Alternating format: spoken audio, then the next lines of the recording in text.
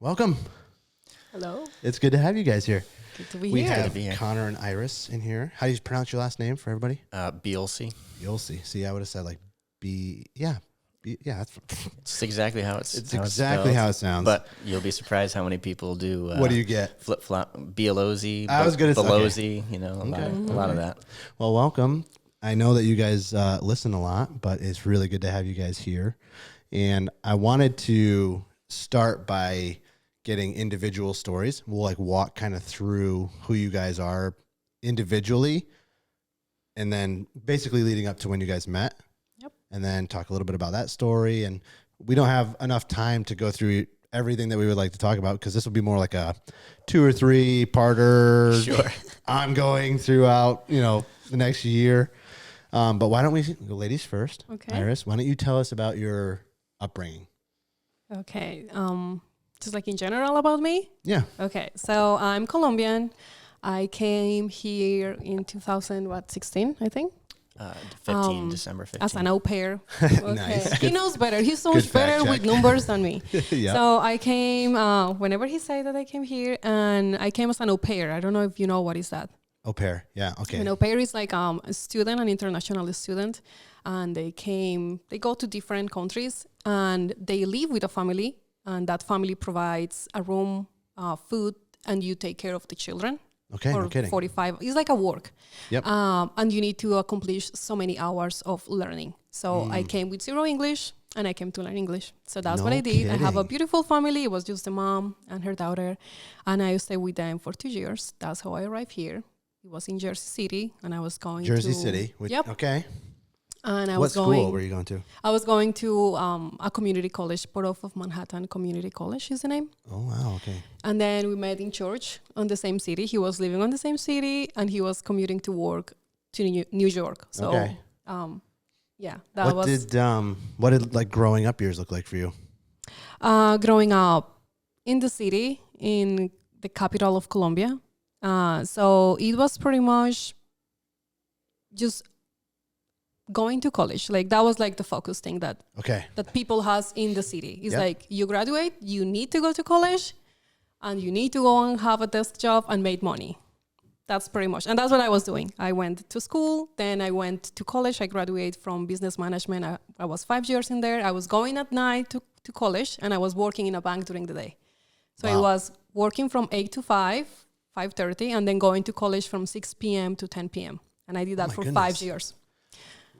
Okay. Wow. That's a pretty long day. Yeah, it is. That's the thing. Like in Colombia, people just work too much. We Yeah. are like really good workers in there. Like Yep. you are, your brain just like everyone teaches you to do that. Yeah. Just And go, go, go. Saturdays too, usually. Saturdays, Saturday's yeah. just a work Okay. day. You work so on you get one Saturdays. day. You get one Yes. day off. We have a lot of holidays, but we work on Saturdays. So that's what I did. I finished school when I was 16. I did 2 years of like a pre-college thing, and then I get my sponsorship in there. Mm-hmm. And then I started working with a bank, and then I went to college for 5 years. And in the last semester is when I did the program to come in here, Okay. because I was working with a bank, and the only way that I could keep growing in my career in there was with English. And my English was awful. Like I didn't have any. So in my mind, what I was going to do was finish your career, go learn English, come back to your desk job, and keep going into the next position so you can make more money. Sure. So And then that never ends, probably. You know, the Yeah. higher up you go, the more you have to do. And it the is more. awful. Like that's all the things that I knew. Okay. That's That's just it. the culture, right? It is So the culture. We have, when I was in high school, it was very much the push of like college. The fastest pace to the middle class. So Yep. you got to go to college. Yeah. And now that's shifting Yeah, for sure. pretty heavy. Yeah. And I wonder is it in Colombia, is it still the same? Like you have to go to school, college. That's how you get Well, your bank job, your yeah. office job. I will say that it's in the city. That's like the city mentality. Okay, That you right. need to have a master. You need to keep growing. You need to be better. And I understand, like, you need to be better than everyone else so you can have the position that you want. If you just stay laid down and you just don't do anything, when you're going to look for a job, of course, people is going to choose the person that has more knowledge, more experience. More ambition. So more ambition. And then, yeah, you need to start like at 16 or 17, Okay. like growing on that. Wow. So okay. that was how I came back in here with that mentality. You must have learned a lot about work ethic. Yes. You feel that a little bit too, even here when you're in the city areas. Yeah. There's Right. a lot more of that, like Pressure. drive, pressure, got to always be improving, got to take these classes, got to get the certification, got to get my master's, got to get my PhD if I'm going to stand out and get my, Yeah. It's a rat race. little here in Lewis Yeah. County, it's not quite as, No. we don't have as many of those Yeah. jobs that require that, first of all, but No CEO job. Not a lot of it's CEO not, jobs it's around not the here. same rat race, if you will. Interesting. So now being more personal, that's like what everyone knows. What nobody knows is that I came with a very broken heart. Like very, very broken heart. And nobody in my family knew that. Only me. So when I came here to the United States, I think that God just worked through me, through the things that nobody knew and nobody sees. And that was like the best time of my life when God works in that season that nobody sees. Like everyone you see like, oh yeah, Valeria, she's like super good, she's super nice. She goes to work, she's finishing college, she's going to the United States to learn English, but nobody knows what was under everything. So that's the part that, nobody knows. Yeah. What was, I don't know how much you want to get into that, but I don't mind, yeah.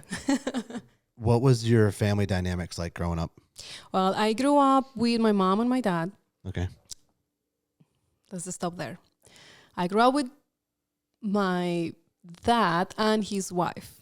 Okay. And we came up to her family, to my mom's family when I was 2 years old. So we just became like a new family kind of Okay. thing. So this would be And like your stepmother. my stepmother, yeah. Okay. And I have 3 siblings, 2 women and my brother. But my 2 sisters are very older than me. They're like 50s.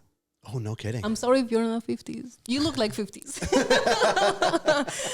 The point is that they already have children that they were older Okay. than me. Oh, wow. So I never live with my 2 sisters, only with my brother. And my brother is 12 years older than me. And he was the younger of they both. So Of that's those, what I'm yeah. saying. Like they look like 50s. So pretty disconnected, like not super close or? We were close because in Colombia, the families are very close. They are together. So they Live live a very lot. close with us, like just like walking distance to us. And I see them very often during the week, but I never live with them. Okay. So they were more like my aunts.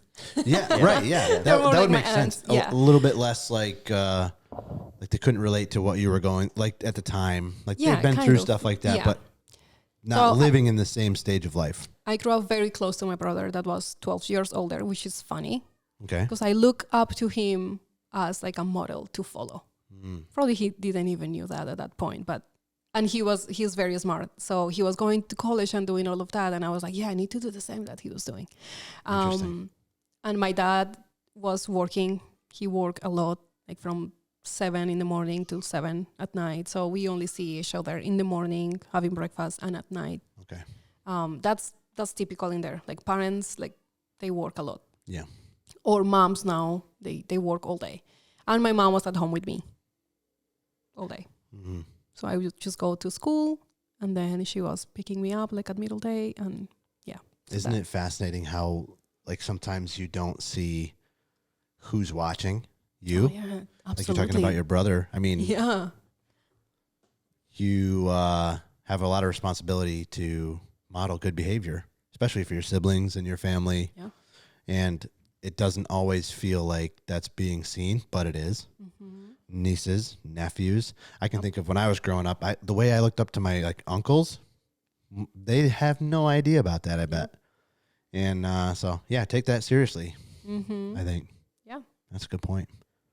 That's So then also I have some Guatemalan friends, and they all like grew up in this like compound, like little, I don't know, quarter acre, maybe not even just tiny, but they would all have like a room in this little courtyard in the Okay. middle. And Yeah. Oh.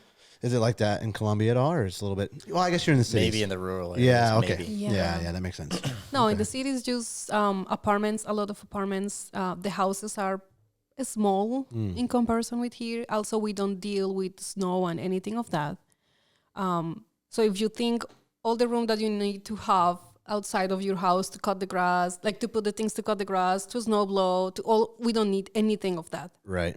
Nothing of It's all that. concrete and taken So, care of by the yes. state or Yeah. yeah. So the houses are smaller, and pretty much everyone lives in apartments and like big towers.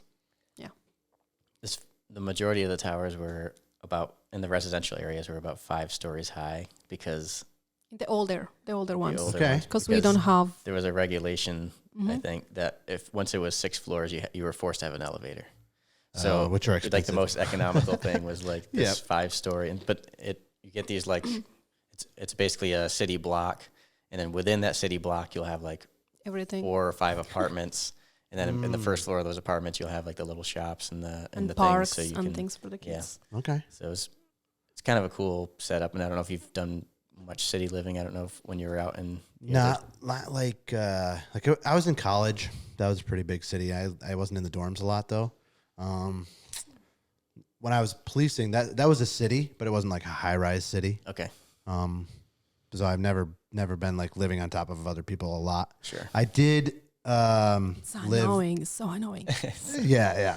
It can't be good for you. When I was my first 2 years or 2.5 years through the police academy, and then my first year on my own, I lived in a city called Hamden. And Hamden's not like a high rise city either, like New York City or Stanford or anything like that. But the apartment I lived in, I was on the 4th floor of a 6-story building, probably. So I understand a little bit of that. You know, everybody uses the same laundry area, and but not in Columbia. So you are completely opposite where you are now versus where you were raised and born. That's so true. Absolutely. Wow. Cannot recognize myself. If you were a child and you told yourself what your future looked like, you'd been like, no, what? Like cows? There's Honestly, fields? Like yes, it is just way better. snow? It's way better than what I was thinking. Mm. I mean, probably I wasn't even thinking. I was just receiving what I was supposed to do, and I never stopped to think what I really wanted. And also, I didn't know anything else. Like I didn't know better Right. at that point. And every 5 years, you are a different person. Mm. The 5 years Valeria that was in those times is absolutely different. Mm-hmm. I didn't even have a child because my child is, oh no, I did. She's just 5. Barely, yeah. Yeah. So every 5 years, you are a different person completely. And I love where I am right now. Thanks God. He knew so much better what was better for me. Mm. So definitely didn't knew I was going to be here, but I love it. Yeah, I mean, rural snow, and you're not working in like the corporate setting, you know, like, yeah. Every 5 years, you're a different person. Boy, that's true for me. It's probably true for everybody. yeah. That's why it's a saying. Wow. Okay. I was just with a couple of guys a few months ago, and we were just doing some like vision casting and looking ahead. Where do we want to be in 10 years? And I think we all had this like somber realization of 10, like none of us 10 years ago would have seen where we are now. Right. And God's done way more than what we could have done in 10 years. So like, who are we to try to cast that again? I mean, it's good to have goals, and we're going to plan, and we're going to try to like, you know, we're always looking up, trying to shoot for higher for 10 years from now, but like, it's going to be so far above and beyond. Like 10 years ago, we weren't married. Like, just my life, how much has changed even just since that. Yeah. So That's a good point. 5 years ago, let's see if I'm thinking back, 2020, I mean, middle 2020, everybody, that year is just going to immediately in people's heads are just going to explode. 2020. we hadn't even met 10 years ago. No, we didn't. Wow. Yeah. I mean, I was in a city policing in a different state with no kids. Mm-hmm. And I was almost about to get married. Like my life looks, totally different. That's wild to think about. Do you have any feelings about your upbringing, your family life that stand out to you? Probably the teen years when you are establishing your identity. I knew that I love God. That was something that I was absolutely sure. And I did stupid things and things that I shall not do, and I was with the wrong people. But deep in my heart, I knew that I wanted to be with God, because when I was a teenager, I was very close to a youth group in church. And just like those relationships with those teens, probably I don't speak with any of them anymore. Well, actually, I do, my best friend from those years is my brother's wife. Okay. I Nice. introduced them on that Bring them into the family. on that special time when you are just like defining who you are and you are only like 16 or 17 and people is like, oh, teenagers are awful. But it's very important. And on those times, I was like trying to be like a good person. And I create these friendships that honor God too. And then for some reasons, I need to leave that. And that kind of like make an impact on my life. For some reason, we need to leave the church. And I was away from all these safety friends and relationships that were bringing me close to God. Right. So I needed to do it in a different way. Like I was trying to get close to God in a different way. And that was very hard. But yeah, I think that in general, those teen years, knowing deep in your heart what you want, even when you are not doing it yet, and you don't know how to do it, I think that was very important for me, I think. It's hard to move away from parts of your identity that you think are not only bringing you to good things, but it's comfortable, it's easy. What you said, moving part of your identity, I think that's the big problem because you don't know what your identity is. Exactly, right. Or So what your it's- perceived identity Yeah. is. Exactly, yeah. So you need to work out to find what is your identity. And then for me, I found like not too long ago that my identity was in God and not in what I was doing or who I was hanging with or in my job or how much money was in my account. But my identity itself, it's on God. Right. Doesn't matter what season of life or who is with me. Yep. So let's fast forward a little bit after your teenage years. You come to the U.S. Biggest differences between Colombia and the U.S. The main difference I will say is safety. About I don't know how to describe it. Can I give an example? Yes, please help me. He living there for 2 years. Okay. So he can Every apartment there, you've got and that's true of the cities here too, where you've got like the metal or like the bars outside the bars. windows. Yep. So you got windows, but there's like metal grates around them and, Right. whatever, just anti-theft and little safety features like that, which makes sense in the city. And I remember when this is fast forwarding a little bit. This isn't what her initial concept, but when we moved to here in Lowville and at night, like everything's pitch black, there's no lights and none of our windows have metal things on them.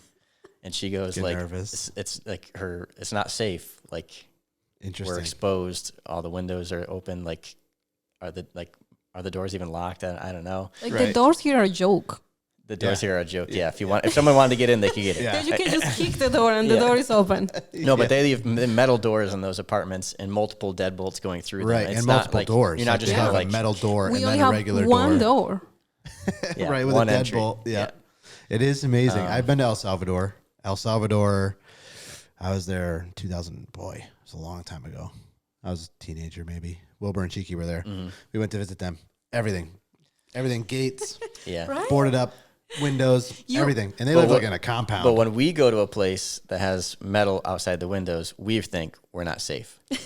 right, Isn't that interesting? right. So it's all perception. yeah, like what you're used to. Interesting. I would totally see how coming here, you'd be like, Also how do you live like this? Just people breaking in all the time? Yeah. Interesting. in the housing areas in there, you have people that is watching for that area. Okay. So you Like have guards cameras and you have And guards walls around the that apartments. they have like these wooden sticks. Some of them have guns. Yeah. Yeah. And it's normal to see them like in the schools. Like that was normal to see a guard Okay. in the front of the school and you just go inside. In the building departments, like when you go inside, you need to tell your name and where you're going. And then they Okay. call inside your apartment and they're like, yeah, he can come in, or no, they can't. Wow. And at night, it's always there. Man. So when So you totally different. yeah, Totally the different. safety things are from there and here are different. Yeah. I had an experience. So I know that like when I was growing up, I don't even think we locked our doors. Right. Yeah. To our That is house. insane for me. Yeah. Like, and when you go to Walmart, car unlocked. Crazy. I mean, it's a little different Now maybe, with like but the new cars, like the keys in your pocket, and when you walk away, it locks automatically. So, but I have a feeling though, if And you that can't weren't start the it case, without the key in it. I don't know if I'd versus- always be locking it. I'd probably just walk away from it. I'm just trying to think of like early to mid 90s, growing up, late 90s. I think that our house door was unlocked. You would lock Which it has up if you changed. left. That's If you left for changed like a some now, week, but- you might lock it, Yeah.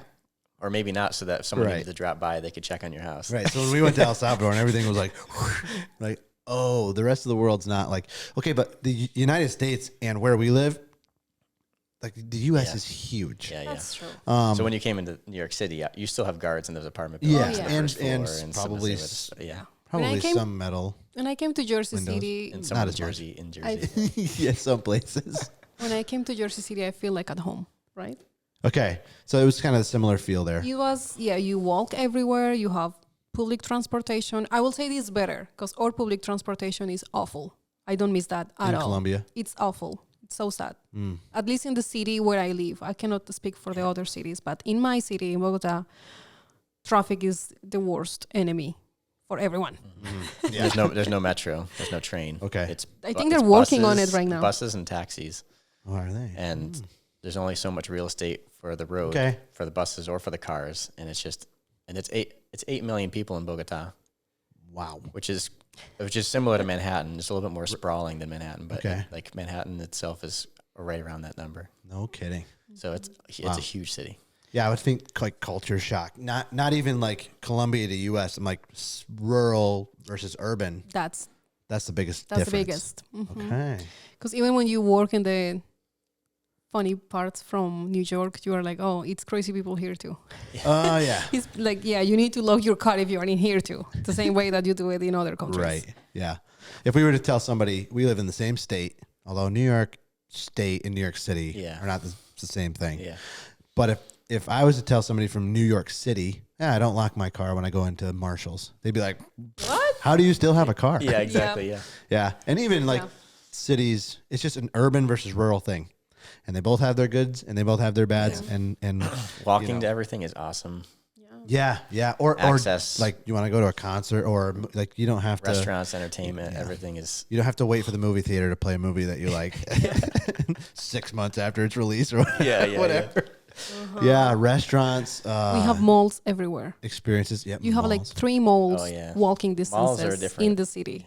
in Colombia or In the city where I grew up, yeah. in Bogota, the capital. And is that kind of where everybody hangs out? Is like Yeah. for the most part, that's what you do on your free time, your off And time. here we have one very sad mall. I'm not gonna say the name. And if Salmon you Run want to Mall. go, Yeah. I'm calling you out. I'm calling you Cancel out. me if you want to. Yeah. Come at me. Yeah. and Come then at me, you Salmon have Run like Mall. a better mall, but it's like 1 hour driving, and it's like, no, that's not the point. Like Syracuse. you want a mall, yeah, Yep. where you can just go and just like just like for having fun. Yeah, people don't do that anymore. I think since like Amazon, especially, Oh, yeah. and online shopping, people don't really go to malls to shop, which really hurts them. I mean, that's the whole Well, the point. thing So is- now it's an Yeah. experience Yeah. thing. It They're needs like, to evolve. That's, Right, yes, that's the thing. Like exactly. if you still have the mall just for shopping, you're gonna be broken. Yep. Because the mall is not for that. The Yep. mall is for people who don't. Especially here, it's for 6 months. You're covering the snow. You don't have anything to do.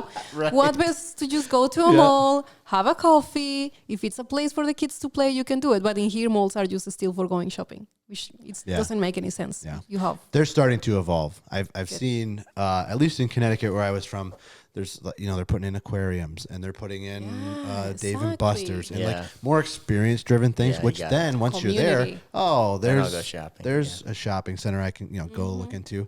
But if you don't, it's going to be a ruin before you know it. It's a good if you're still shopping for jewelry, which you don't do that online as much. Right. That's why you find like 5 jewelers in one mall. Yep. Like I want to go look at it and touch it.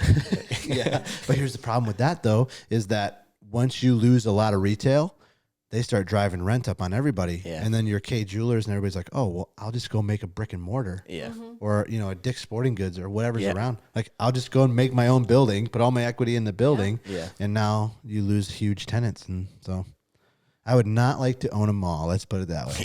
No, I wouldn't. Okay. Wow. Yeah, that's good. Okay. Connor, on to you. What was growing up like for you? Where are you from? Tell us a little bit more about you. Growing up for me, it was probably a lot like growing up for you. Okay. Grew up in Carthage, graduated in 12, played a lot of soccer, a lot of baseball, until I was all year round with soccer. Which we must have played against each other. Maybe. Baseball. I wasn't a soccer player. Actually, you probably played soccer against my brother, Calder. That's probably true. Because he graduated in 2012. Okay. He played soccer, I want to say his junior and senior year, maybe. Okay. How many And years Probably ago that you actually were? that sounds familiar. What's What that? position did he play? He was the one that ran around on the field a lot. Oh, yeah, that's true.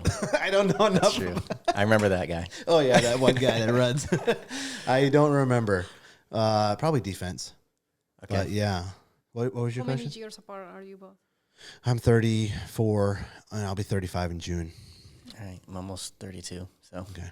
we might have. Well, so You would have had to have been on varsity your sophomore yeah. year. So for baseball, though, I stopped playing. I didn't play my junior year. Okay.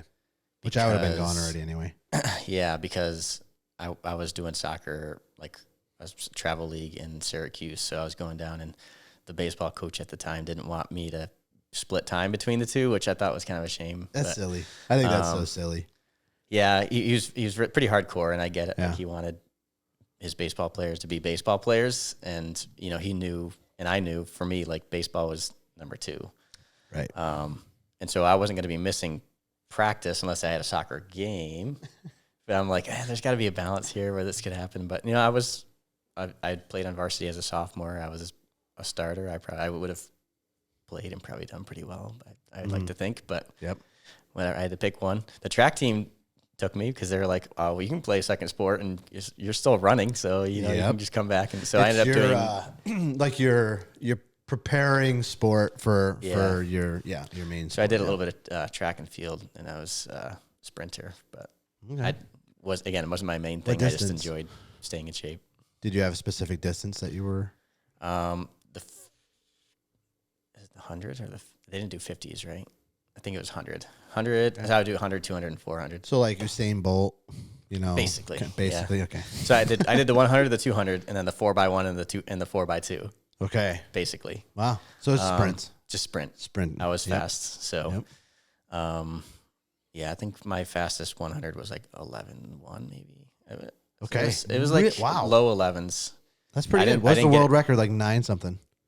Yeah, but like Couple seconds is a yeah, lot. yeah, exactly. Right. Yeah, for real. Yeah. The fast, like the kids that were winning states probably at the time were probably like low 10s maybe. Or Okay. like mid to low 10s. Yeah. Wow. So I was pretty fast for the area, but not like anything super extreme fast. Yeah, I'm not. I wasn't a runner. I didn't do track or anything like that. But it makes sense that like a second is like a huge deal. So when we're talking like minutes away from the world record, it doesn't sound like that much from an outsider. Exactly. Yeah. But to you, you're like, yeah, that's light years Yeah. away. That's not okay. All right. So growing up in Carthage, was your family from here? Yeah, family. Well, we had lived in Carthage my whole life. They had been in Carthage a few years before I was born, but my mother's from Horseheads, New York, if you know where that is. Of course I do. Yeah, I would go through there all the If you time. don't know for where it is, softball. look it up because I'm not going to try. We to play in describe it. Elkland, Pennsylvania, Oh, okay. which is near Lawrenceville, which is you're in Corning area. Mm-hmm. Yeah, Horseheads.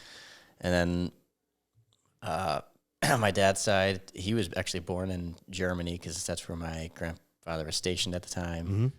Mm-hmm. They lived in Jersey for a bit, and then they were in another middle of nowhere place called Oxbow for a little bit, Oxbow, which in is New York. St. Lawrence County. I Okay. think. I've never heard of kind that. of the closest city would be Gouverneur, so it's Oh, it's wow. out like in the sticks somewhere in St. Lawrence County. Mm. So That's like pretty much Canada. it'd be like That's like Southern Canadian. yeah, it'd be like what Osceola is to Lewis County. It would be Right. like Yeah. Oxbow to St. Lawrence County, something Okay. like that. I don't know Yep. if I can relate that. Mhm. And then so he graduated from Indian River actually his senior year. They ended up moving somewhere, and then he went to college somewhere in New York, and then came back. And so Just around New a lot York, of New York. yeah, a lot of New besides York, Jersey and City Jersey, and yeah. Germany. Okay. yeah. All right. So I have quite a bit of family in Florida now, whether they're retirees or just some other aunts and uncles and cousins. But Yeah, like everybody does. Seems like everybody, the retiree is like, See you later. Yeah. Everyone has family in there. Yeah, I'm Me. gonna be in Florida. Do you? You too? Yeah, everybody in Florida. It's the place. So good childhood. I've always appreciated my parents. I think they really loved us and tried to give us the best, and I think that they did a good job. And happy that they're still close. They still live in my childhood home in Carthage, so they're close enough that we see them once or twice a week usually. Oh, great. Yeah. So then after high school, I went to Lemoyne College down in Syracuse. I was looking at 3 different places, and I was figuring I'd end up going to Lemoyne, but I was like, I wasn't sure if I wanted to go military, so I applied for an academy. I applied for Air Force Academy, and I'm like, if I get in, I'm going. Right. Chances of me getting in pretty slim, but maybe I can make it because I had been in JROTC my 4 years in high school, so I'm got a few things going for me. Maybe I can get it, and it's tough to even apply to those academies. I don't know how much you're familiar with them, but you got to get unless you have military in your family, you got to get a presidential letter of recommendation. Really? I only needed a senatorial letter of recommendation because I had military family, but they are only allowed to give so many of those away. So you're like applying to 5 different things to be able to get your one application in. Right. And then it's like, oh, we have a class size of 1,000, and there's 11,000 people that apply. That apply with those letters. They've all proven themselves to a certain degree.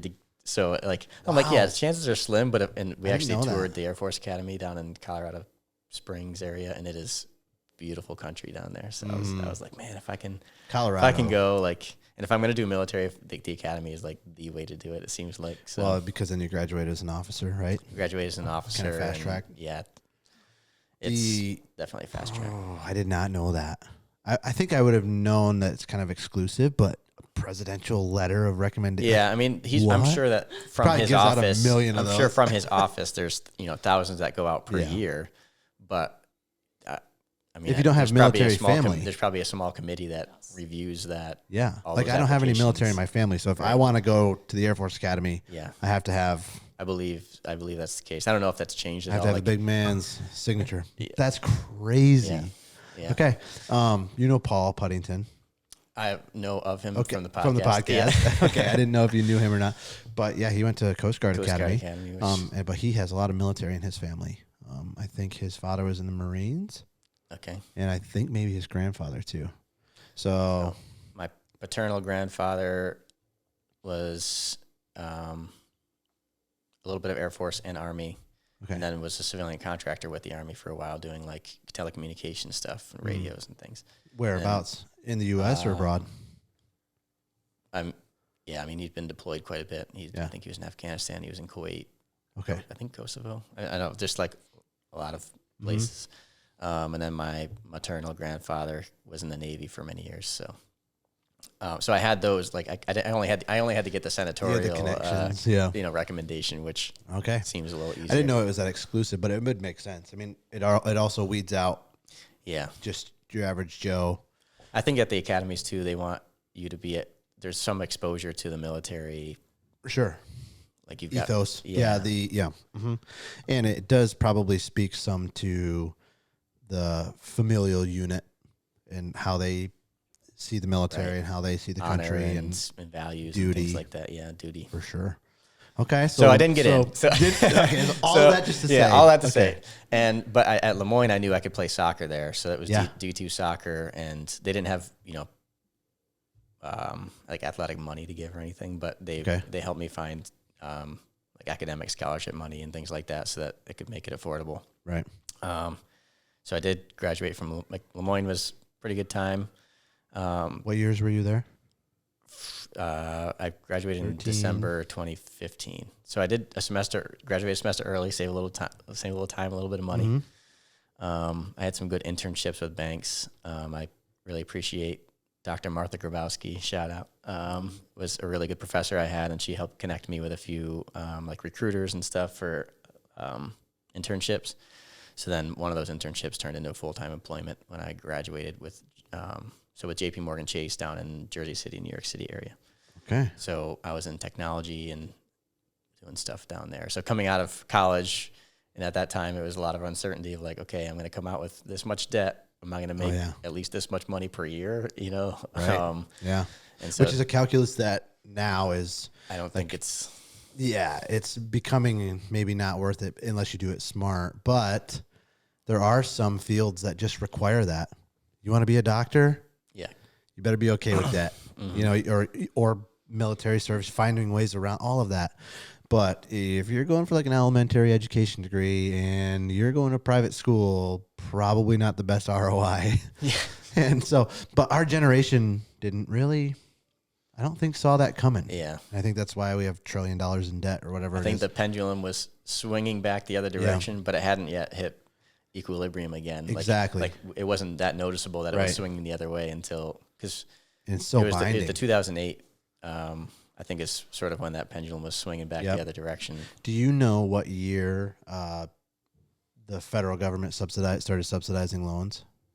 Government insured? No, I don't. I'd be interested to know because it was probably around that time or earlier. Because the government subsidizing tuition goes up. Yeah, that never happens. Yeah, exactly. It happens every time. Oh, don't get me going. Yeah, no kidding. That's for next time. That's for next time. Okay, so then in Lemoyne, so funny thing, you were there. I would have played against your baseball team. Yeah, probably. In 2014. I thought about that when I broke my hand against them, actually. Oh, no, really? Yeah, I ended my college career right there. Right there on campus? Yep. Right there in the Heights. Broke my hand, done, all over. So interesting, full circle, because then you get employment, which sounds like Jersey City. Sounds like there's a connection coming here. That's where it's coming. With JP Morgan Chase, what did you do with them? I was the low man on the totem pole. It's a huge bank, and JP Morgan Chase is a conglomerate of Chase Bank and JP Morgan Investment Bank.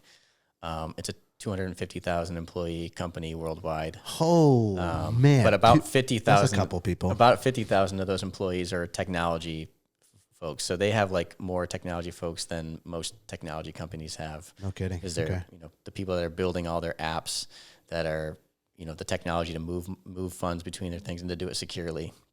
So I was just like one man on one tiny team that was just one of many teams that did one thing for this one app. Like it was just like I was just a small peon, but making more than I would have in any job that up here. Like just doing just doing the tiniest thing.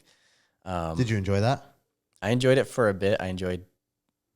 I think I enjoyed being in the city and being exposed to new things and new cultures, walking to everything. Food. I'm a food guy.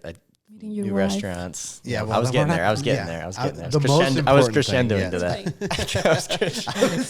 I was build up. You took the air right out of the sail.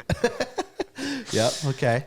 So let's get to that part then. Yeah. So let's get to that. So it is cool to see how different life looks in different places. The United States is such a unique. They call it an experiment. I hate when people say that. Oh, it's just an experiment. It's such a unique blend of different ways of life, not just rural to urban, but go to like Arizona, and they have a whole different culture there. Yeah, for sure. Or you go to Colorado, and it's totally different living up there. Same with South Carolina, and most European countries anyways, and probably even Central and South America, they're not as big. So like if you go from France to Germany, that's like going to the other end of Pennsylvania, or whatever it is. And I think that's the best way to look at the U.S. Like the Pennsylvania Dutch are very different. The Amish are very different. I have a question for you. Yes. Do you think that can happen depending on if it is a Republican or Democratic that's a good point. Because I feel like I don't see that in Colombia. But in here, I see like, this state is highly Republican and it's this way. And this state definitely. is highly definitely. I think that's another big pull to how people think and how they want to govern themselves and the laws that they want to enforce. And the way that people act and expect things from the government change. From city, and it probably changes by county. That's true. We live in a pretty Republican county in a very blue state generally, but that's a lot of counties in New York are now flipping red. We've been seeing that trend, And Right. then New York City And just then, stays like, hard blue. And Buffalo, Rochester, Syracuse, New York City, yeah, I-90, yeah. I-90 all the way down, and then down in New York City is just they kind of carry all the weight. But no, definitely, I think politics, moral convictions, religion, all of those things have certain places. You go to Utah, there's a high Mormon population there. They're going to live differently than people in Atlanta, Georgia. Or the Bible. People talk about the Bible Belt in the South. And people that live in urban areas wouldn't understand the Rust Belt. And so it's just very interesting to see, different ways of life and how many different factors play into each of those things and how you could feel in the same country. You could feel totally like a stranger. Yeah. Like, I'm an American. Yeah. What does that mean? Yeah. Like, what does it actually mean? I think Jersey and, Jersey and New York, more than many other cities, to the diversity. Like if you were walking 10 minutes from one block to another, you would hear 3 other languages, and you would hear them more frequently than you'd hear English being spoken. Right. Walking, like by the time you'd circled back to your house, you'd heard probably 3-4 languages, and you might have heard English once.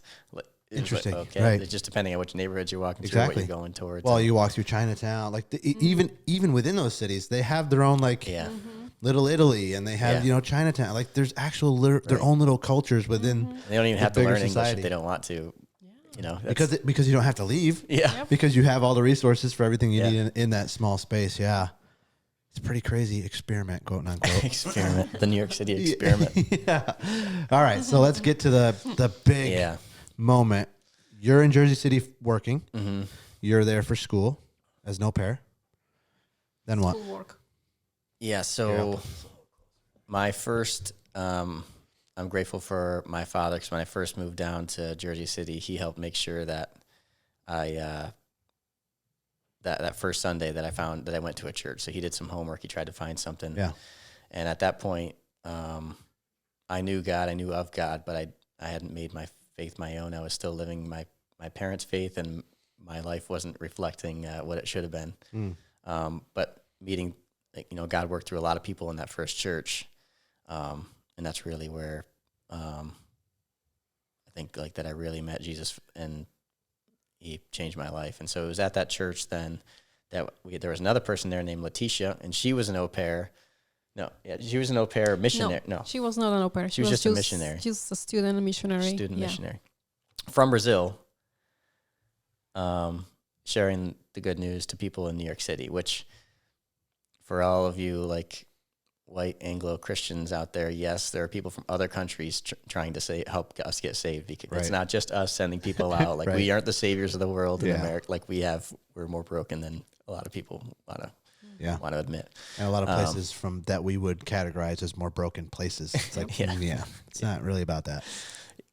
The brokenness is everywhere. But I always found that fascinating. Again, coming from rural America, I'm like, oh, there's a missionary here.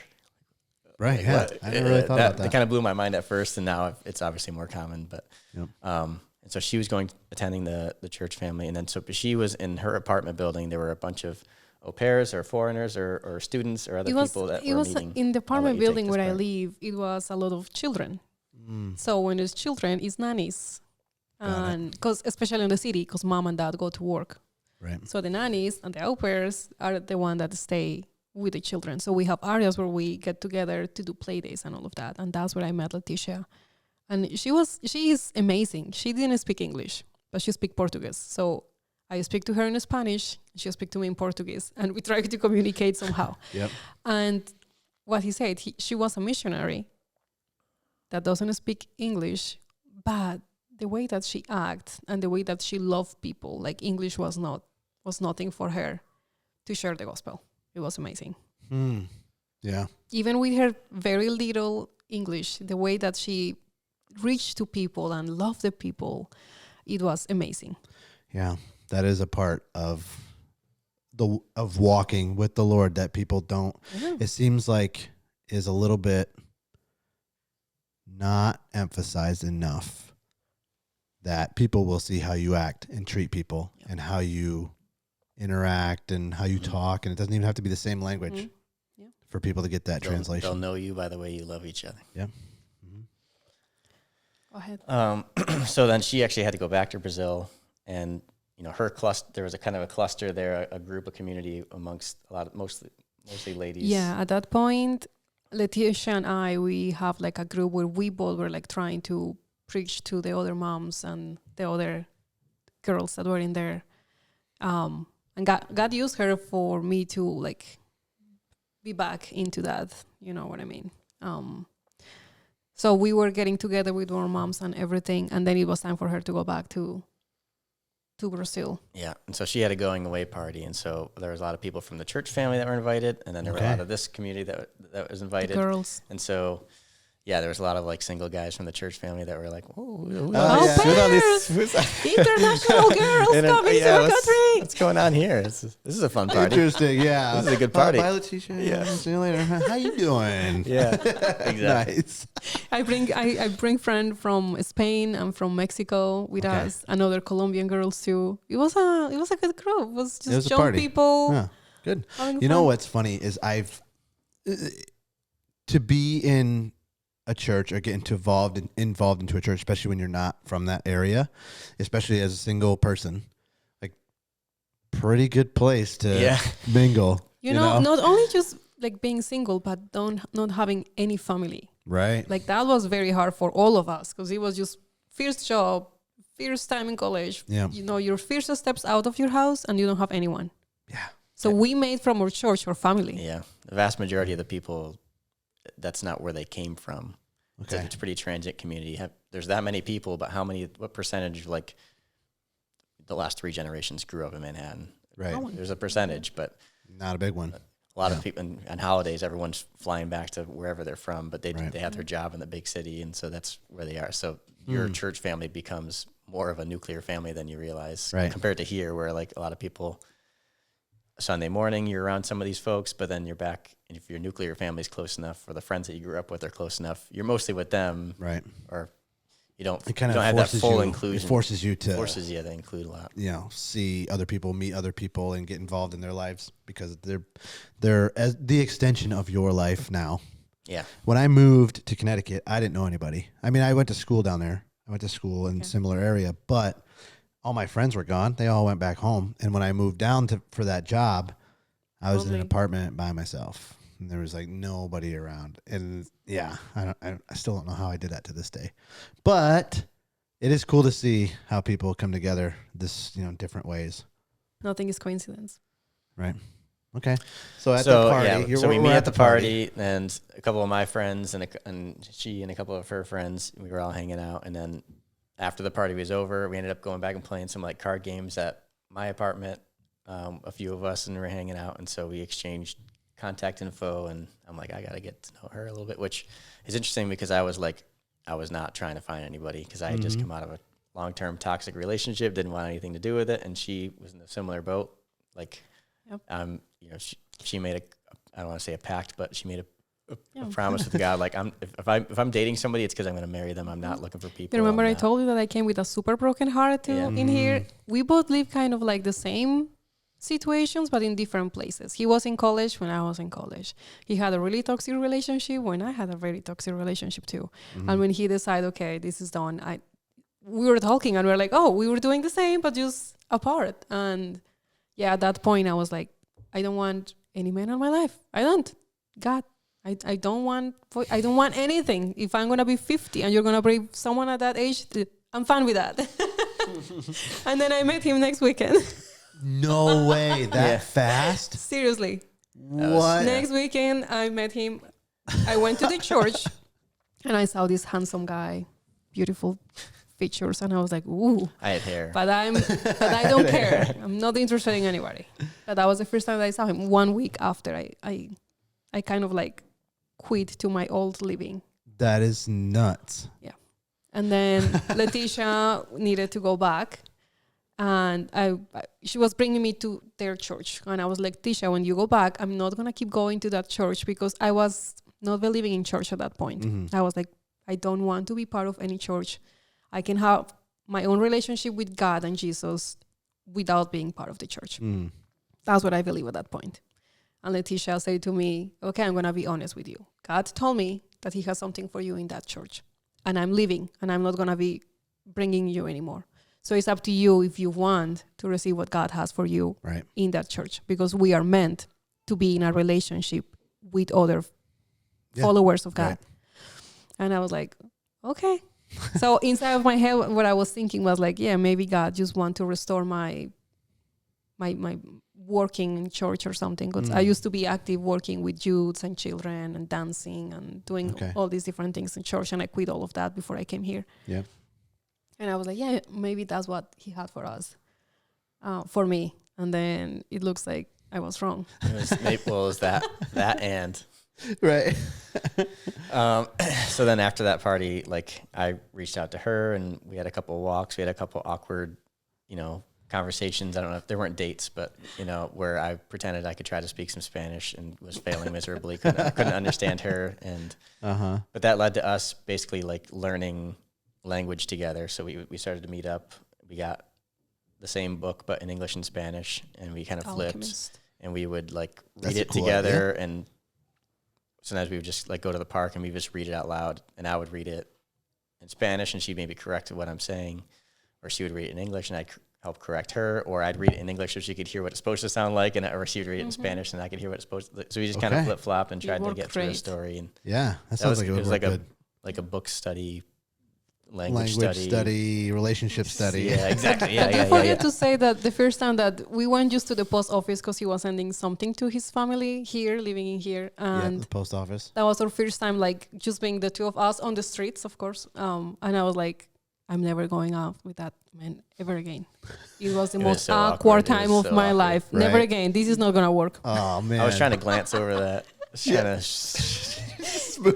No. It's revisionist history, my friend. Yeah, You have to tell exactly. all the details. Yeah, well, Nope. oh man.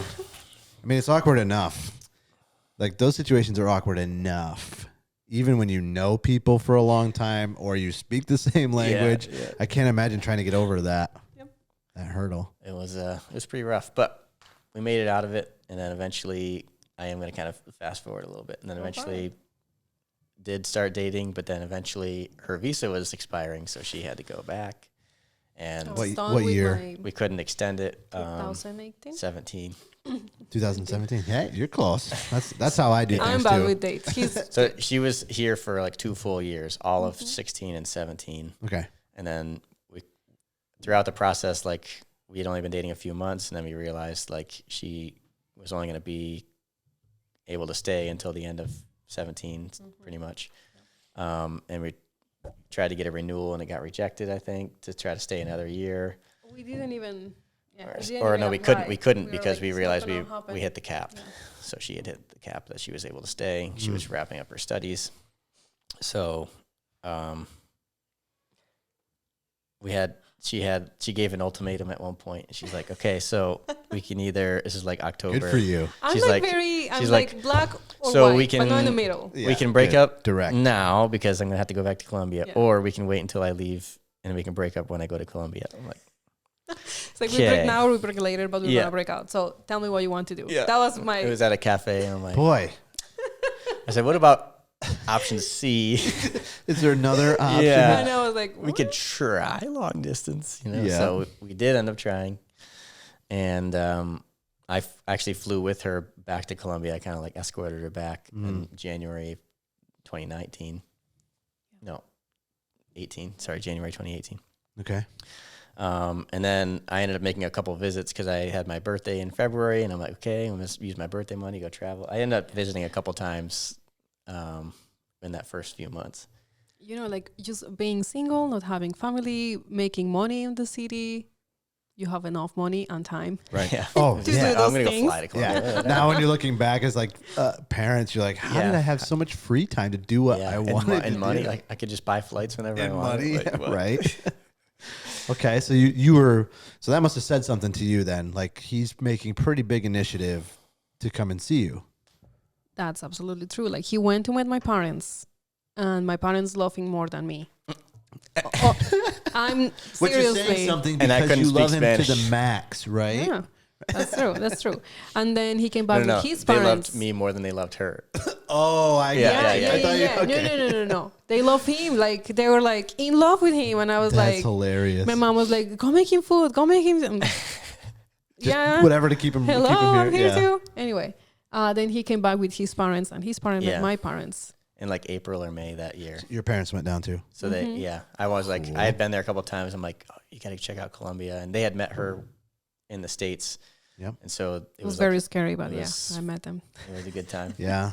I remember marrying my in-laws. It's nerve wracking. Right? It is. Oh yeah.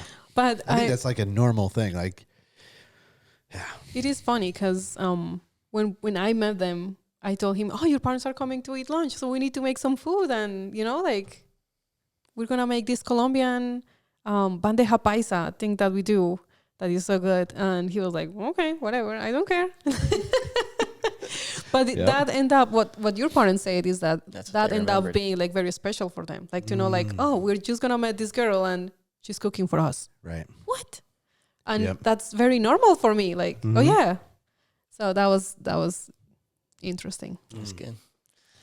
And then later in 2018, at the end of summer, I ended up moving to Colombia. And I had a ring with me. I wasn't sure, but I was like, I'm going to live there. You weren't sure? I was sure enough to bring it with me. Which is pretty sure. Yeah, which is pretty sure.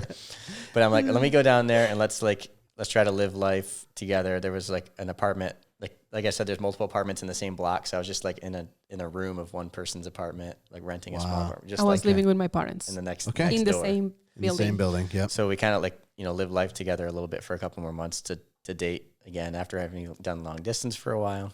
Yeah, just kind of like reconnecting on the everyday basis type of thing. Yes. And just so you know, like even when men are 100% sure, they still have that thing in the back of their head. They're like, is she going to say yes? That's yeah, I'm joking. It's okay. He was sure. He was sure. Yeah, I was very right? sure. Wink, wink. So, okay. So then we get engaged in October of 18, and then we got married in Colombia in March of 19. Okay. Wow. Hold on. You're forgetting something. And, well, it's not that you're forgetting, but I just want to say how important it was that he quit his full-time job in one of the best banks, living in a great place, to go do something that he didn't know it was worth it. Because, like, you thought that we're going to be a good couple and everything, but you didn't know that if that was going to work, if I was all the things that you believe I was. And he just gave that step of faith, quitting his best job so far, living her life in a great place, to go to a third world. Not third world. Developing nation. Right. So that showed initiative. It showed intention. It did, but I know now, I didn't know at that point, but that means to me now that he trusts God. Because he knew that God somehow was going to give him all what he needed. Yeah. So. And from your perspective, what was that like? Because it's hard to leave security and comfort, and generally people have problems with that. It was a little scary, but I was young and reckless, and I already figured out living on my own a little bit in Jersey, coming from here. So I had already kind of experienced the plunge into a new culture on my own. I had a church family, some friends around me and stuff. But and then I did consult with friends and my pastor at the time, and obviously, like when I told my parents that I was thinking about doing it, they had some concerns, but they were all natural, good concerns. Nobody said like, she's crazy. You're an idiot for doing that, or like. But a few of them, I think, for my good, were like, that sounds like this is what you're giving up. Wise counsel versus And I think, and even my mom was like, yeah, this is like you like financially, especially like you're giving up a lot here. But I think it was also my parents throughout my life that taught me too that money's not everything. So right. And also, we did say before that we want to have the same experiences before we get married. So I used to live in another country and I learned a second language, and he wanted the same. He was like, okay, I want to live in another country too and have a second language. And that's what he did. Yeah, so I did end up taking Spanish classes at one of the universities there in Bogota. Okay. It was like Spanish for second language class. So there's a bunch of other foreigners there. I met some people that were giving English classes around the city. And so I kind of had like a little part-time gig, like traversing the whole, I got to know Bogota pretty well. Like I went to every corner of it, giving individual classes in English. On public transportation. Public transportation. So I got to learn the city pretty well. Yeah, you got a crash lot of course. different people. Yeah. Yep. But like my job though was just like to go to these people's houses. I had some curriculum, but I was just talking in English the way that I talk, and they were just like, I want to hear from someone that's like fluent in English, native English speaker, and they want to learn from that. Like they would pay anything, not anything. What a great like medium. Like what I learned a lot about teaching. You got to I hadn't learn been a teaching teacher and the language. Yeah. Like when they're asking questions in Spanish, well, that's you learning too. It's like go ahead. Something funny too is that I came back with a degree in business management and very fluent in English, and I was having a hard time finding a job outside of the banking because I didn't want to be back in the bank. That's the other thing. Like my mind transformed, my mind shift. I was like, I'm not going back to a bank. And he just got a job like this, teaching English, and I was like, really? Are you kidding me? So all of those things that you went to the U.S. and I cannot find a job. Yeah. All the things you went to the U.S. for you came back and it didn't pan out that way. Yeah. Wow.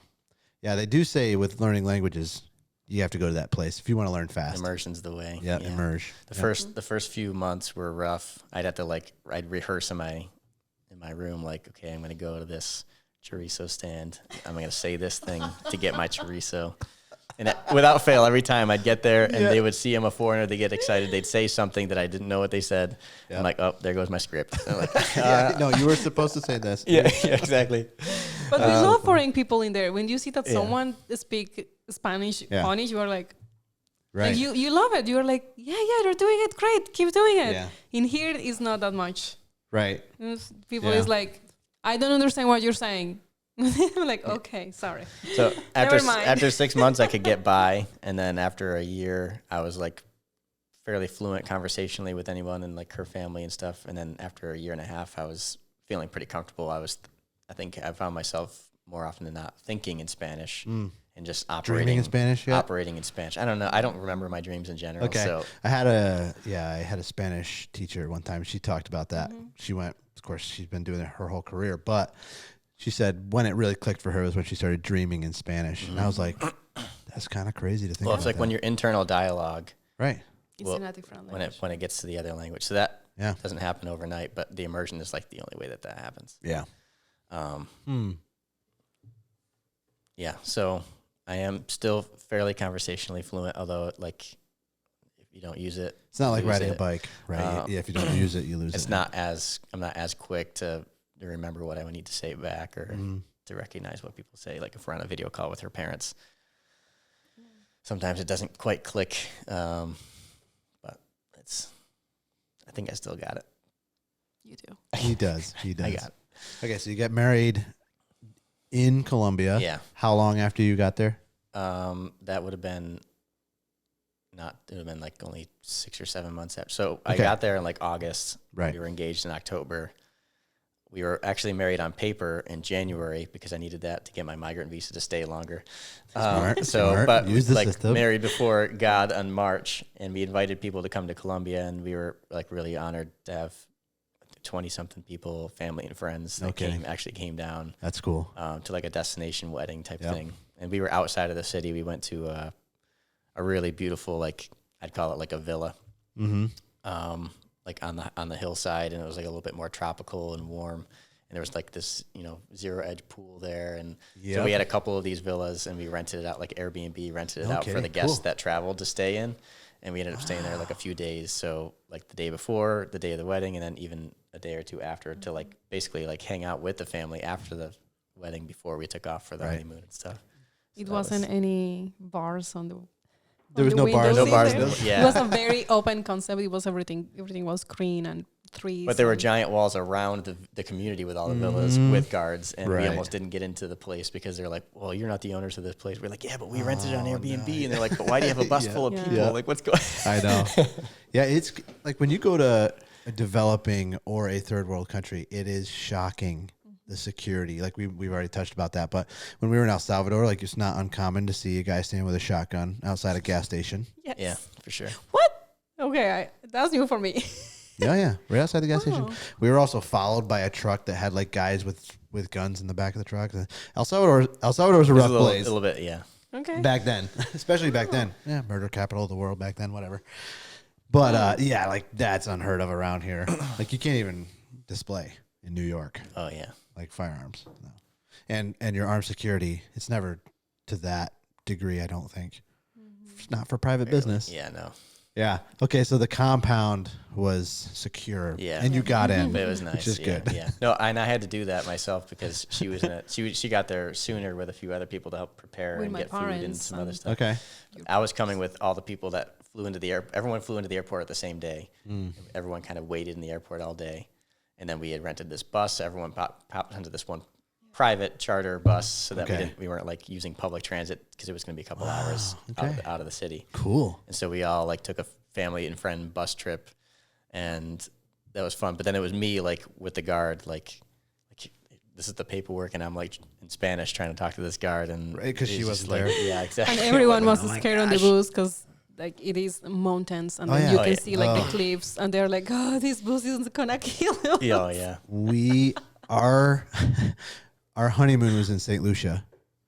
Okay. And the Piton Mountains in St. Lucia are volcanoes. So they're huge. And this guy in this tiny little bus from the airport, Yeah, exactly. 60 minutes to the resort was like, yeah, I thought I was going to die a few times. And they don't really slow down for don't like, care, you know, the hardcore.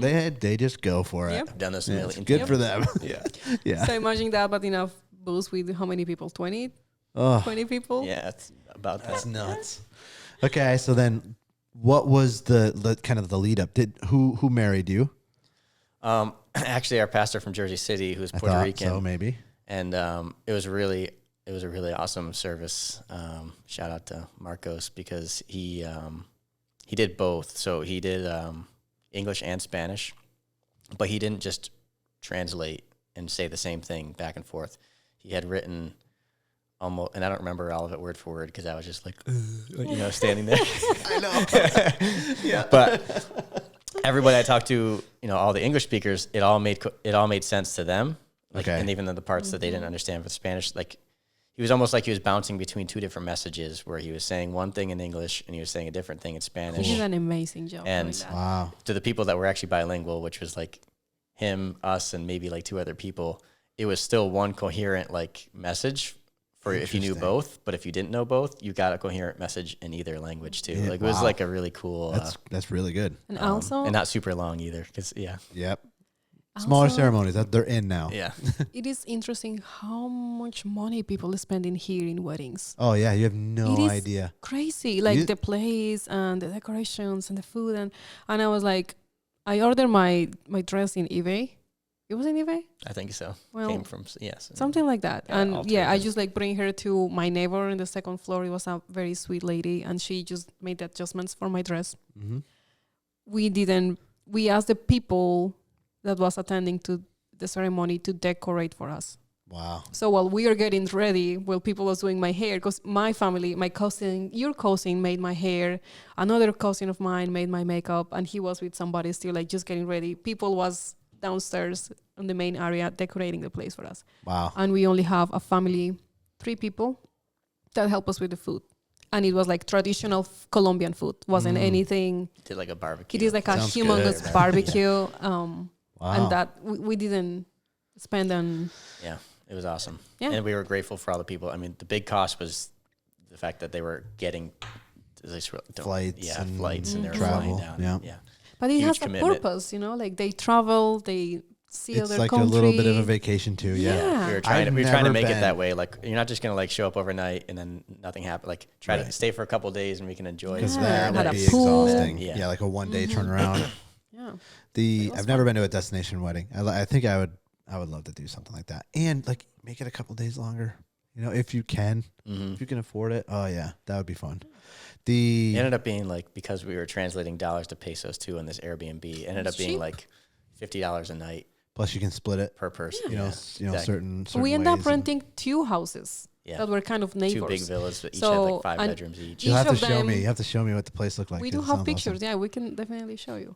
And some people was in one place and some other one was on the other one. And in the morning, we just get together and have food together and hang out in one place. And when it was time to sleep, they just go Okay. driving to the other place. So It was- you guys didn't go anywhere, just the two of you. We had Well, our own after room. we went for our honeymoon, but Okay. just for the wedding, we stayed those days in there. And That's then cool. it was, God was so good with us. 'Cause, Yeah. yeah. Especially with, all of the moving parts, like that can be stressful. It can be hard. Yeah, that was the hard part. Yeah. We, I think it's funny because when you said what people spend, you should see what people in Connecticut spend. Because Oh, even yeah, for down in me, the city too. Oh my oh goodness. The my city, goodness. City people. Wow. So like up here, I don't want to sound too judgy, but it's a lot. No, it's ridiculous. Up here, it's, you can spend kind of what you want, but it's not like you're not going to be going like in debt or anything to have a nice service and whatever. When I went to Connecticut and my coworkers were like, yeah, my wedding cost me $50,000. That's a house. Yeah. Down payment for a big house. He said it to me so straight faced. And then I realized that's what they all do. Mm-hmm. And they're beautiful and they're extravagant. But I remember being like, oh man. So then Stephanie's from Connecticut. So like our wedding in 2020 was supposed to be similar, not quite to that scale, but it was supposed to be expensive at a very nice place. And COVID shut it down. Yeah. And we had to reschedule and, get our money back and all that to then get married in a backyard. Do you know this? You guys know I this love story? it. No. Like, Yeah. that's what I wanted. Yeah. So this sounds similar. So like a few of my family were there. My dad married us in my sister-in-law's backyard. And then we went to like a little Airbnb for a few days and came back because it's COVID. Like you can't, all the hotels were pretty much closed. You can't fly anywhere. We're talking May 2020, not like September. Everything was shut down. We were still almost just out of lockdowns, I think, honestly. You're in the heat of it. Yep. We were supposed to go to St. Lucia, canceled, pushed back. And then we got to get married here for like a fraction at a beautiful vineyard.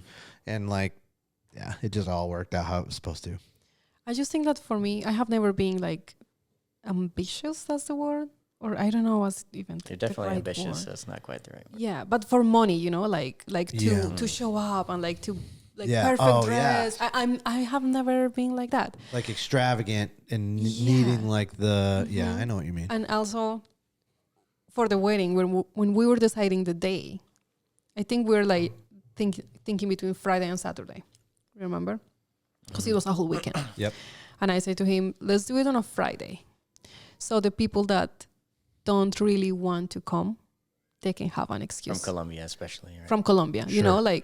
If it is a Saturday and it's people that you expect them, they're gonna be like, like even if people they don't who want really it. want to be there will make the effort. But the people, because working there, like in there, you don't have like sick days no, in there you work every day. If you are sick, you need to have a note from your doctor. Okay. Saying that you are sick and that you have 2 or 3 days or like how many days you are out. Wow. And if you don't have that, then discount that money from your payment. Mm-hmm.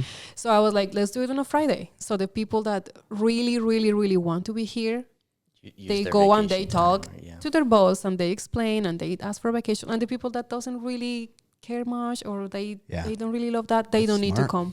Yep. And we reduce our number of guests. And I was like, that's good. Like, I don't want people that just is here because it's a commitment, because it's like close family, So I think that was, we don't regret anything. Like, we are not like mad with them. We're like, we understand. You cannot say yes to all the commitments. So yeah, and ours was for the backyard thing. It was like we did a Zoom call, so anybody could kind of log in and watch, and that was really special because now we have that also. Yeah, of everybody's reactions in the Zoom call. Did you guys record at all or anything? My cousin was doing like a Facebook Live for some of the family that wasn't able to travel down. Yep. That's a funny story because she tried to stand up on a table and the table was not meant to be stood on. It was a cement table. Yeah, it was tough. She break it. No she way. hurt her leg. Oh man, it was. So then not much for video. Not much for video. Yeah. I haven't even tried to go back to watch that. And I don't know if Facebook Live, I don't know if that like how long your saves for a retention certain is. for amount. that, Yeah. But his parents made a very nice book with the story and We have some good pictures. pictures. That's and really we nice. have that. That's It's funny because when we did our vineyard for all our friends' wedding, because they couldn't come for 2020, obviously, in May, we did like an late August one here for all my friends and family, and people were allowed to travel, and the group sizes were allowed to be a little bit bigger, and we were outdoors anyways. So for that one, we didn't have a honeymoon set up necessarily. So the next day, we took a small hotel around here. The next day, we went with some of my friends who traveled to lunch at the vineyard, like the day after. So similar, kind of got to spend some good quality time with them right after, and it all is such a whirlwind. Like all of it. I wish we had a group there, a couple of people there doing like video work for a wedding video, but not like just setting up a camcorder, hearing all the speeches, hearing the sermon. So we'd miss that, and I wish we would have had that. The toasts, but we did it's have okay. someone taking pictures, some good friends of us. Okay, nice. And they didn't charge us, right? Yep. I think we helped them out. I think we are able to pay for like one or both of their flight. I don't remember. It was a couple. Yeah, so we paid for a flight or two to Nice. say like. Yeah. Yeah. Can't thank like you. pay you as a Yes. photographer, but we could help get you here if you want to come to Colombia. Right, you know, right. like- Maybe you know them. They live here. They're local. Oh, nice. David and Ellie, and they did an amazing Okay. job with the pictures. And yeah, we're so grateful for that because that book that we have was thanks to their good work. Yeah. Thanks, David and Ellie. Shout out. Yeah. Okay. So, all right. So now you're married and you're both in Colombia. Did you have an apartment together in Colombia? After that, we did Okay. a little studio apartment, probably about the size of this room. Okay. Maybe even smaller. Yep. Technically, No walls. There were walls that kind of broke things up. Okay, So- but not It like was kitchen closed There's and a walls. little bathroom. kitchen. There's a little And a room. bathroom and a little room, Very and tiny. that was it. I mean, it was smaller than this for sure. She was great. It We was- didn't have anything, so Yeah, Right. It was perfect. just love. that is all you need. Love, food. That's not bed. true. Food, water. Yeah. Yeah, it's kind of important too. Yeah. And she had a full-time job. I was working remotely for Finally. doing websites with a company here for a little Nice. bit, part-time. We did that for another year or so, and then we were pregnant with Bella, and we were going to come back to the United States in mid-2020 for my brother's wedding in June, Okay. and Bella was going to be due around that time. So for citizenship and some other reasons, we wanted her to be born here. Yeah. So we had the flights already planned for like in April, and the government shutdowns are happening. And long story short, we had to reschedule like 4 different times sooner and sooner and sooner. And like, To the due date. so like over the course of 1 week, we went from thinking we had like a month and a half left before we were coming back for a temporary trip. Mm-hmm. And by a week and a half later, we were like, we're Leaving leaving tomorrow. this weekend and we might not be coming back. Whoa. So like, and we had gotten probably one of the last, if not the last flight out of Colombia to the United States. The next day, no more international flights in or out. Wow. It like literally felt like Indiana Jones, like the ball rolling behind you. Like we were just like, Right. we gotta get out of here. Like this is the last chopper This out is of it. Vietnam. The most scary part was that I was already pregnant, and when we arrived here, at the airport they could say like, no, because of COVID regulations, you need to go back to your country, and he won't be able to go back. He will Because need there to would be no stay more here. international flights. So that was the most stressful thing. Yeah. Just know, I was like, walk me through I the don't want to feeling. have a baby We had without the my we had father. the paperwork. Like we had this like the immigration system here is tough. It's lengthy, and it doesn't make it easy for people to do it the right and the legal way. So I never condone illegal activity, but I can sometimes understand it. Sure, yeah. But I felt like, and even at the time, like you hear horror stories, whether it's COVID related or whether it was just like anti-immigrant related or whatever it was, like you just hear all the horror stories. Like I don't want to get there, get to customs or get through border patrol and then like have them say for whatever reason, because they can come up with a reason. Sure. Actually, you They gotta don't go need back. to explain you. And I don't know if they would have even let you go back, but because there weren't international flights, or if they would have said like you're going back right now because tomorrow there's not. I don't know. Like, Or we were imagining all the worst. facility Yeah. or a hotel or man. So Those are crazy times. And even the flight that we took out got delayed like 5 hours. We were supposed to leave at like 5 a.m. goodness. And we We didn't were end up, running. we didn't take off running. till like 11. Yeah. So then we missed in Houston. We're like, this better go smooth because we had 45 minutes between when we landed to the next takeoff. Yep. And it's a pretty big airport, and we've got to go through immigration. My goodness. Yeah, I remember that when we right. see the gate, was no one waiting. We were like running, and we're like, there's no one there. And we arrived, and the lady was there, and she was like, you are the last ones. Oh my goodness. And I was we pregnant. know. At that point, when you're pregnant and you need the restroom every 5 minutes. Oh, yeah. And I was like, can I go to the restroom, please? Yeah. She was like, yes, Connor's you can like, go. make it quick. And then it was like so anticlimactic. We got there, we handed them passports. They look at them. Okay, we just keep walking. I played that out in Like, my head yeah, to go yeah. way worse. And then we were like literally like grabbing our bags, running Oh, man. running to They the airport. closed So the to get door there. stressful. behind us. They had already called like last call, like everybody was on the plane. It was supposed to take off in like 10 minutes. And I said, we like got here 20 minutes ago. It might have been stretching the truth a little bit, but I'm like, and Yeah. we haven't had a chance to even hit the restroom. Can you wait 5 minutes to hit this restroom? Yep. And then he get on the plane and they're Oh, like, my yeah, goodness. don't worry about it. I'll make sure they don't leave. So Yikes. And then That we got stresses out. me out to when even you go hear inside that and they story. just close the door, it was like that. We just go inside and somebody And you were just like, close Right, right behind us actually closed the plane up. Like right We behind made us. it. Yeah. Yeah. And then they were like, flight canceled. No, I'm just kidding. Wow. And then we fly into Philly, and we got in like super late, and I took like a 1 hour nap in Wilkes Barre, like on the way up from Philly on a rental car. And then, Yeah. It was snow. It was cold. It was like 3 a.m. I'm like, I can't keep my eyes open. So I slept for like another hour, and then I picked up. What drove month was this again? March. Right. We got back to my must have- parents on our Boy. anniversary, March 22nd. And it was my first time coming here. Like, I didn't Up know. here. I didn't Up know right. where we were going. Because you were No, in I Jersey think you had City before visited. that. You had visited one time, I think. But Oh yeah, you're I mean, right. at this point though, it was summer. like, Very oh, we're different in the moving up summer. here. Yeah, it's nice here in the summer.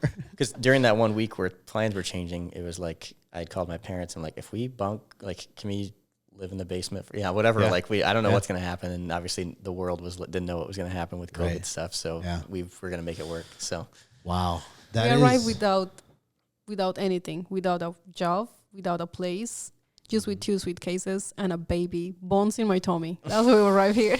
unbelievable. But with a beautiful family waiting for us. yeah, my Right. parents were great and gracious with us. Security and that, and a unit that can help, which is one of the biggest benefits of a family that's intact, that cares, that is willing to Be there for you. be there for you, sacrifice, quote unquote, but it's not sacrifice necessarily. Unbelievable story. That it stresses me out to think about.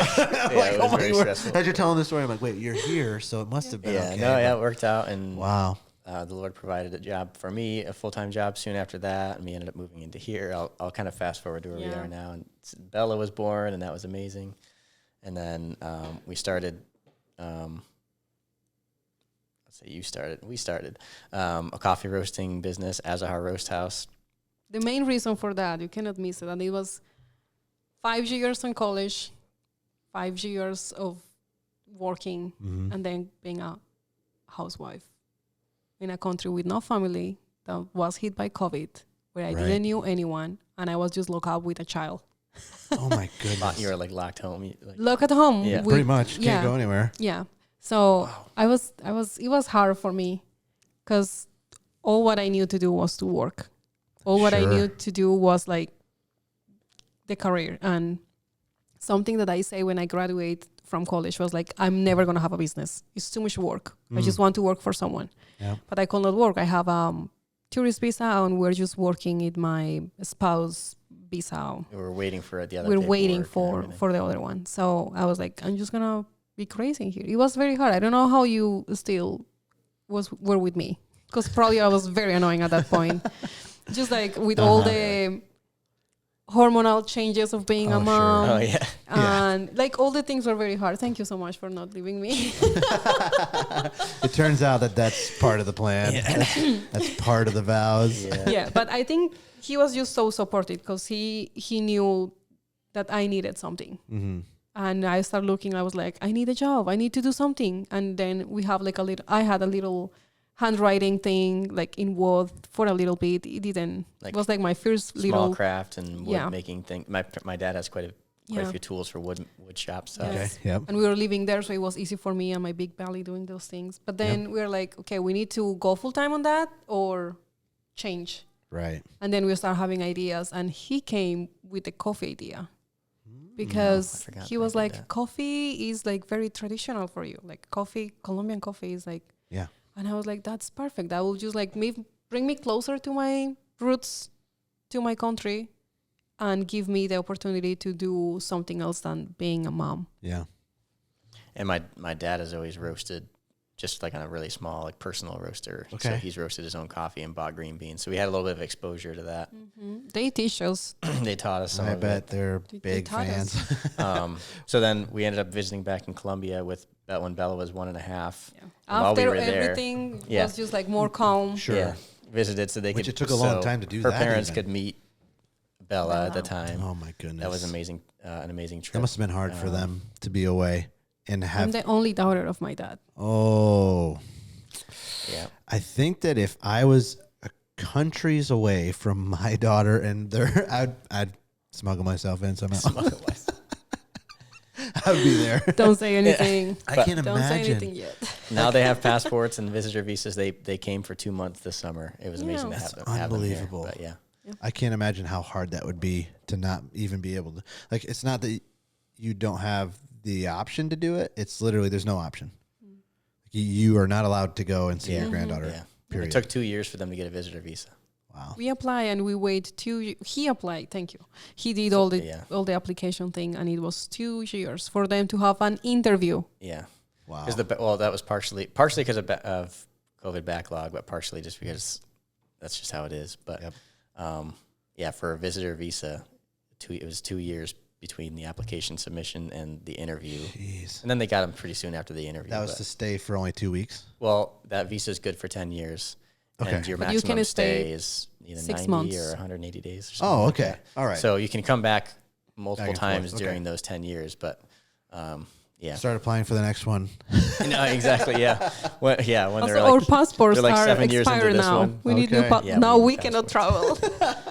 It's so crazy. that trip to Colombia, we actually took roasting classes. We went to a roastery that was there in one of the cities coffee that was area. in one of the coffee regions, and actually Coffee got regions. classes, learned more about the roasting process. 2 different places. Yeah, it was good. So we don't have like a certificate, but we learned from people that were in and around it, and we're doing Did it forever. Yeah. The first of all, coffee. From everybody, I'm not a huge coffee drinker, but from everybody that I've given it to, over the moon. Nice. Like they're like, this is not your ordinary coffee. So anybody who's listening, you gotta check it out. Yeah. I want to have you guys on again, and we'll retrograde a little bit to, I guess, the stuff that we kind of just glossed over to get you guys back to the U.S. and get you starting your business and why you're here. I want to talk marriage. I want to talk parenting. I want to talk business. But I also want to talk a little bit about what you were talking about with the being home and just not being able to do anything. You're a hard worker. You're very high work ethic. Yep. And what that does to you mentally to just have to be isolated in a new country, in a new house with a new baby. And that's just a lot of difficult things to go through. So I'd love to hear that. I'd also like to hear the husband side of that too, because it's also not easy. What's one thing that you'd like to leave the audience with before we go? I almost circling back to what we talked about in the beginning, that all things work together for good for those who love God. So I think he had a plan even when we weren't looking for him, and he's the one that's carried us this far, and we're happy looking back at being together, having 2 kids, and having a house, and just we're full of blessing, and coming off of Christmas and New Year's, I just grateful. So I think just trusting him and not caring about money over anything else either. The relationships are more important. And I would also emphasize just I think being exposed to other cultures is extremely important. I think that I'm a much better person for having lived in another country, and I think for her as well. I think it grows your minds in ways that you can't otherwise be grown. So whether it's a 2-week exposure, or if you can stay with a relative or stay with someone that you semi-know, or a pen pal in another country for a month or 6 months, I feel like it will change your life for the better. I think I will just leave saying what I said before, that nothing is coincidence. That's the right word. Mm-hmm. Nothing is coincidence. Whatever we are living right now has a purpose. The place where we are, the people that we have around, and what we're doing is playing something important. And in 5 years, when we change and when we are not anymore who we are right now, that's gonna matter. And maybe we're gonna understand the why of everything what is happening now. So yeah, just trusting that God has a purpose and God is in control of everything what we understand and what we don't. Well said. I think it's good for people to get like the backstory of who you guys are, because then when you come on again, we're able to dive a little deeper into some of the stuff like you guys just outlined, which sounds really fascinating to me. So thank you so much for having us. Thanks for coming, and I look forward to the next one. Yeah, thanks, Brock. All right, Thank you. see ya.